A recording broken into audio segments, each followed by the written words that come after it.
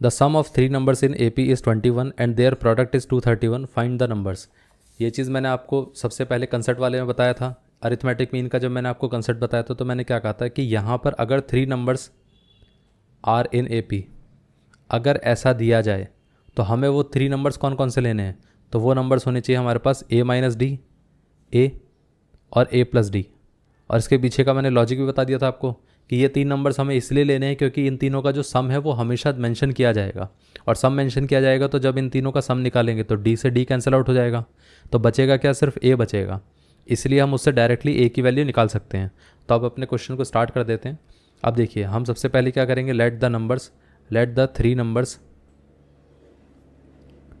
Numbers in AP be A - D, A and then A + D। अब देखिए अब उसने क्या कहा था, सम ऑफ दीज 3 नंबर्स क्या दे रखा था उसने, 21, और साथ में प्रोडक्ट क्या दे रखा था, प्रोडक्ट दे रखा था उसने 231। इतना क्लियर है।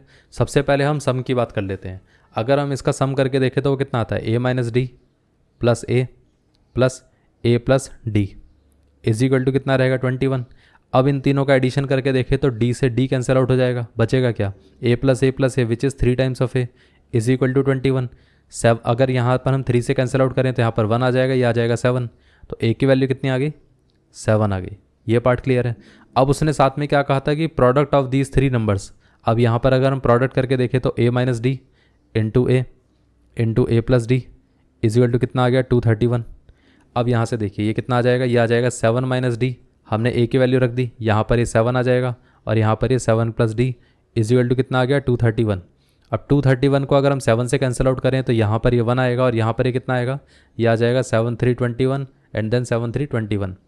अब ये आ गया 7 - D into 7 + D is equal to 33। इन दोनों का अगर मल्टीप्लाई करेंगे तो आ जाएगा 7² - D² is equal to 33, which is nothing but 49 - D² is equal to 33। 33 को हम इस तरफ ले जाते हैं तो ये कितना आ जाएगा, 49 - 33 इक्वल्स D²। तो मतलब D² की वैल्यू कितनी आ गई, 16 आ गई। इतना क्लियर है। अब देखिए अगर D² 16 है तो हम ऐसा लिख सकते हैं ना कि यहाँ पर D कितना रहेगा, वो आ जाएगा +-4, क्योंकि जब इसका रूट लेंगे तो यहाँ पर +-4 आ जाएगा। ये पार्ट क्लियर है। अब देखिए हमारे पास वो नंबर्स AP में क्या हो सकते हैं, तो हम ऐसा बोल सकते हैं ना कि hence if D is equal to +4 then hence the numbers are which is A - D। मतलब यहाँ पर A - D था, A था और साथ में A + D था। इतना क्लियर है। अगर यहाँ पर A - D की बात करें तो 7 - 4, 7 then 7 + 4, 7 - 4 is 3 then 7 then 11, that's it. ये 3 नंबर्स रहेंगे। ये पार्ट क्लियर हो गया। अगर हमारे पास if D is equal to कितना हो गया, -4, then the numbers are A - D, A and A + D। अब A कितना था, A था 7, 7 - -4 देन यहाँ पर 7 देन 7 + -4, 7 - -4 कितना हो गया, 7 + 4 हो गया, 7 + 4 कितना, 11 देन 7 देन 3।